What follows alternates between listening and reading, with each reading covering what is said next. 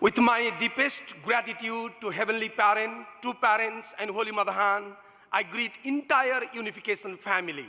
I am Krishna Adhikari, serving as South Asia Regional Director and National Leader of Nepal. I am truly grateful for this precious opportunity to share my unworthy testimony of 40-day workshop.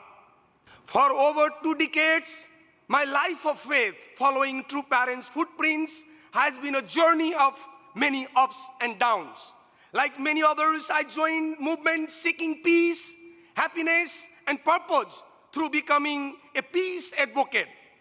That passion soon led me into leadership. Outwardly, my path may look strong and successful, yet inwardly, I must confess that despite preaching peace, I rarely experienced deep inner peace, comfort, or joy within myself. Still, my passion for peace never faded. There were many moments when I wanted to give up. Yet, whenever I tried to leave, something invisible pulled me back.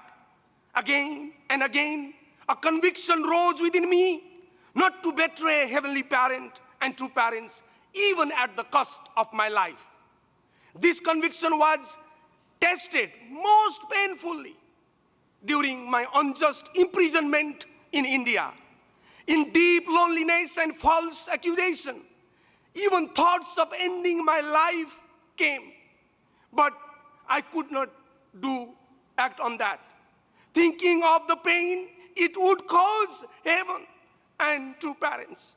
After 3 months in prison and 7 years of court trials, Heaven granted victory. In 2025, I received responsibility for South Asia and Nepal. Instead of confidence, a heavy burden filled my heart. Though South Asia, with nearly 2 billion people, world's immense potential, I felt as if a Goliath of evil stood before the mission. I prayed deeply and even wrote a poem offering my resolve to stand like a David, yet the weight remained. As I continued mission, reflecting on True Mother's burden and suffering, after True Father's ascension, my burden and suffering felt like nothing. One night at 2 a.m., overwhelmed with emotion, I felt deeply connected to True Father's heart as he watches over True Mother. In that moment, though I am not a professional writer, I wrote a song, Oma, Oh Oma, a quiet offering of heart written even before the unjust detention. This song was prepared and released on the occasion of the 13th anniversary of True Father's Universal Sangwa and was sung by a national singer of Nepal. Soon after, externally Nepal faced the chaos of Gen Z revolution. At the same time, an internal chaos unfolded, affecting both the mission and my inner life. On one side were my personal struggles and challenges. On the other, seeing True Mother endure unjust detention broke my heart deeply. I longed to come to Korea and pray nearby close to True Mother. Then came the call for this 40-day devotion through our new Continental Director, Reverend Yutaka Yamada. I felt it was not only a precious opportunity to offer sincere devotion and Jongsong for True Mother, but also Heaven's mercy to heal and stabilize my heart. Yet here, clarity increased, and so did my pressure. As the workshop approached to its end, the burden became unbearable. My heart felt close to breaking. Came the night that changed everything. After an intensive prayer late on 31st January, I returned to the sleeping room exhausted, not from physical fatigue, but from worries. My mind was restless, and my eyes could not sleep. Hours passed. Around down in the state between sleep and waking, something unexpected happened. I felt someone sleeping beside me. It was my mother, who passed away when I was in high school. She gently said, "Why are you worrying so much? If your worry crosses its limit, you will become mad." Then she disappeared. Crying, I asked, "Mother, what should I do? I feel so much alone in the mission." At that moment, I heard another voice behind me. It was our beloved true mother saying, "Turn toward me and trust in me."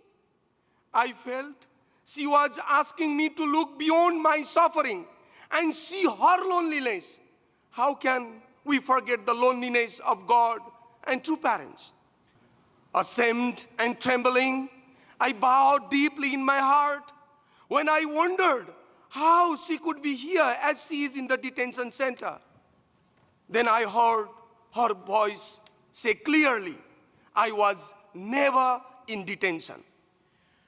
This morning at Cheongsimon, I could only cry, repeating Amanim as the word trust in me echoed in my heart. I realized it was not true mother who was imprisoned, but my own fear and limited understanding. True mother stands in the motherly heart of heavenly parent, a heart no human power can imprison. I felt that her suffering is a cosmic cross she has willingly embraced for heaven's providence and humanity's healing.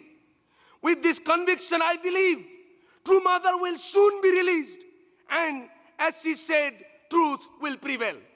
Then following night, another profound dream came. I saw true father lying in the Songhwa box, just as I had seen him during his actual Songhwa ceremony years ago. As I wondered, isn't true father passed long ago?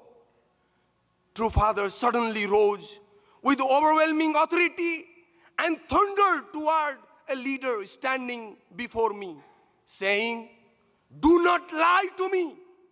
Leave this place." When I looked at that leader, I was shocked to see a calm smile on his face. In that moment, I understood clearly that heaven cannot be deceived. Through this dream, I felt a strong warning from true father, never to lie heaven, never to exaggerate or compromise truth, and never to lead with hypocrisy, beginning first with myself. When I woke up, my whole body was trembling, and my heart was filled with fear, deep repentance, and a serious awakening. These dreams did not merely comfort me emotionally. They were heaven's grace and awakened me and gave me a new beginning and rebirth. Though I do not yet understand everything, one direction has become clear in my heart.